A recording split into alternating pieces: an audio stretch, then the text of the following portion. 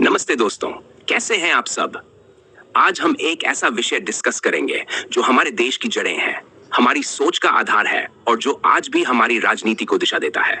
मैं बात कर रहा हूं भारतीय राजनीतिक चिंतन।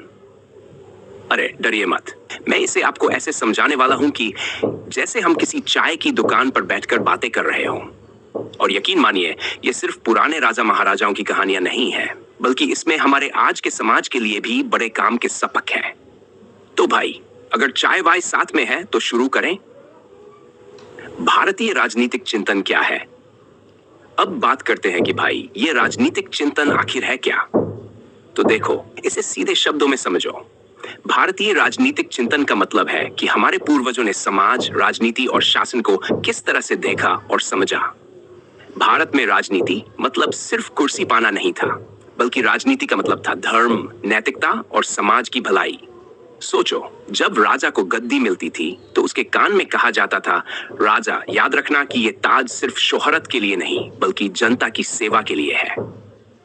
यहाँ तो राजा का सबसे बड़ा काम यही था कि वह न्याय करे, गरीबों की मदद करे और समाज को एकजुट रखे। तो कुल मिलाकर यह चिंतन हमें यह सिखाता है कि एक नेता का असली धर्म क्या होना चाहिए। भारतीय चिंतन के स्रोत कहां से आते हैं? अब सवाल आता है कि यह सब ज्ञान आखिर हमें मिला कहां से? कौन लोग थे जो ये बातें लिख गए? तो भाई, हमारे पास दो बड़े सोर्स हैं, देशी और विदेशी। सबसे पहले बात करते हैं अपने देसी खजाने की। वेद और उपनिषद ये हमारे सबसे पुराने ग्रंथ हैं। इनमें साफ साफ लिखा है कि राजा को धर्म के हिसाब से काम करना चाहिए। राजा का धर्म है न्याय करना और समाज की सेवा करना। महाभारत और रामायण, दोस्तों, इन महाकाव्यों में तो पूरा जीवन का सार है। महाभारत हमें धर्मराज युधिष्ठिर और कृष्ण से राजनीति के पाठ सिखाता है, और रामायण तो हमें आदर्श राज्य यानी राम राज्य का सपना दिखाता है। अब आते हैं चाणक्य जी पर, जिनकी सोच सबसे अलग थी। ये कहते थे, राजा को ताकतवर होना चाहिए लेकिन साथ ही जनता के लिए न्यायप्रिय भी। भाई, कौटिल्य तो एकदम प्रैक्टिकल आदमी थे। इन्होंने बताया कि सेना, कूटनीति और कानून का सही इस्तेमाल कैसे करना चाहिए। विदेशी स्रोत, अब सिर्फ हम ही नहीं, विदेशी लोग भी हमारे राजनीतिक सिस्टम को देखकर चौंक गए थे। मेगास्थनीज कहता है कि भारत का प्रशासन बहुत संगठित था। ह्वेनसांग और फाहियान ने बताया कि यहाँ का राजा जनता का ख्याल रखता था, और अलब्रूनी ने लिखा कि भारत में धर्म और राजनीति का गजब तालमेल था। तो सोचो, हमारे देश की सोच कितनी एडवांस थी, जो दुनिया को सिखाने लायक थी। भारतीय राजनीति का सफर। अब थोड़ा फ्लैशबैक में चलते हैं और देखते हैं कि हमारी राजनीति कैसे बदली। इसे 5 हिस्सों में बांट सकते हैं। वैदिक युग, इस समय राजा को धर्म का प्रतिनिधि माना जाता था। धर्म और राजनीति एक दूसरे से जुड़े हुए थे और राजा को कहा जाता था, भाई सबका भला करो वरना भगवान तुमसे नाराज हो जाएगा। महाकाव्य युग, युधिष्ठिर जैसे राजा धर्म के आधार पर शासन करते थे और राम राज्य तो हर किसी के लिए एक आदर्श बन गया।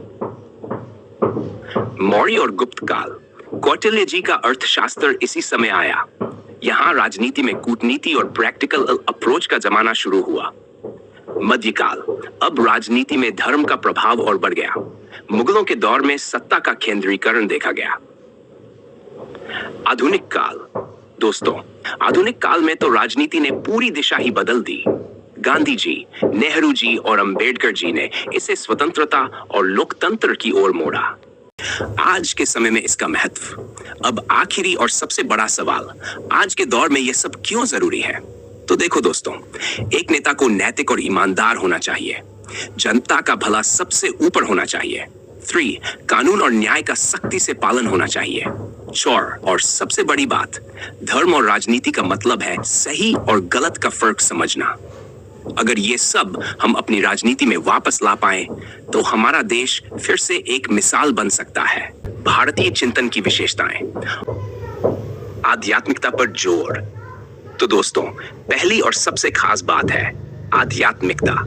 भारतीय चिंतन में हर चीज का जुड़ाव आत्मा, मोक्ष और धर्म से होता है। यहाँ मान्यता है कि हमारी असली यात्रा आत्मा को शुद्ध करने और मोक्ष प्राप्त करने की है। तो भाई, राजनीति का काम सिर्फ कानून बनाना नहीं, बल्कि ऐसा माहौल बनाना भी है जो इंसान को आत्मिक ऊंचाई तक ले जाए। सोचिए, योग और ध्यान की पॉपुलैरिटी सिर्फ इंडिया में नहीं बल्कि दुनिया भर में क्यों है? क्योंकि भगवत गीता हमें सिखाती है कि सही कर्म और सोच से जीवन की दिशा बदल सकती है। राजा सर्वोपरि नहीं है। अब यहां आता है वो ट्विस्ट जो भारतीय चिंतन को खास बनाता है। यहां राजा को भगवान नहीं माना गया। भाई, राजा तो बस एक मैनेजर है जो जनता के कल्याण के लिए जवाबदेह है। अगर राजा धर्म से भटक जाए तो प्रजा के पास उसे हटाने का भी हक है।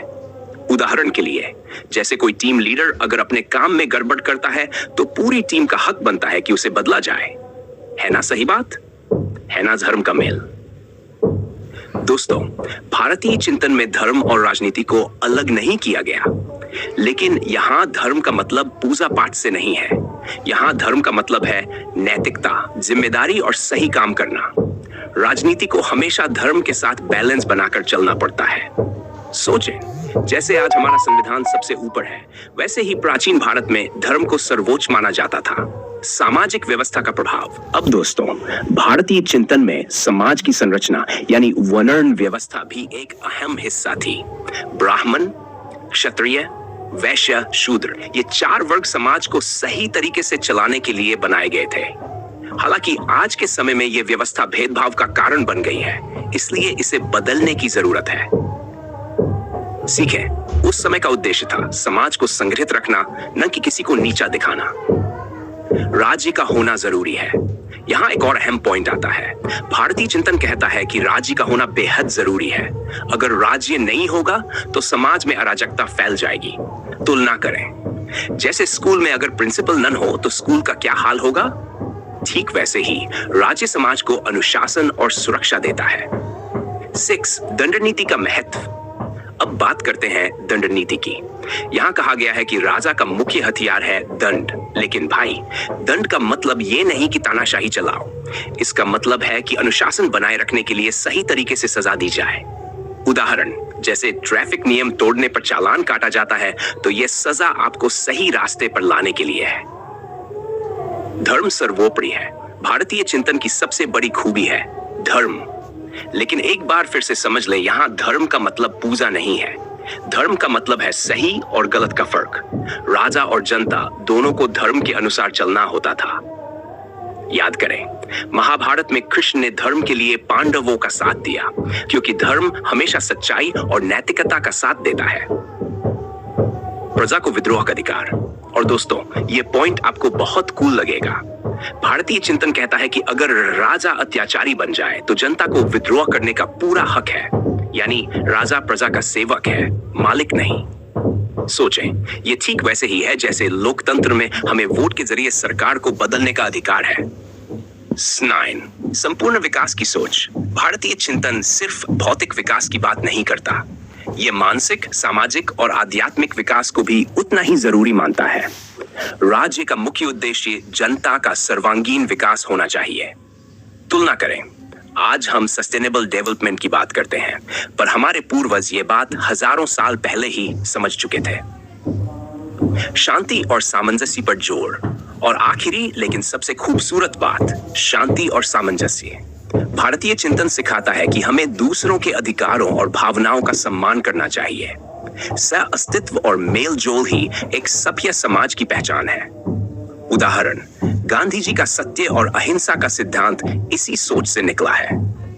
तो दोस्तों, यह था भारतीय चिंतन की विशेषताओं का पूरा सफर। ये केवल इतिहास नहीं है, बल्कि ये हमें आज भी सही और गलत का फर्क सिखाता है। ये हमें बताता है कि राजनीति, धर्म और समाज का सही संतुलन कैसे बनाया जाए। सोचें, भारतीय चिंतन हमारे जीवन के लिए गूगल मैप्स जैसा है जो हमें सही दिशा दिखाता है। अगर ये वीडियो आपको पसंद आया हो तो लाइक, कमेंट और सब्सक्राइब करना मत भूलें। और हाँ, बेल आइकन दबाना भी, ताकि ऐसे ही दिलचस्प वीडियो सबसे पहले आप तक पहुंचे। मिलते हैं अगले वीडियो में, तब तक के लिए जय हिंद, जय भारत।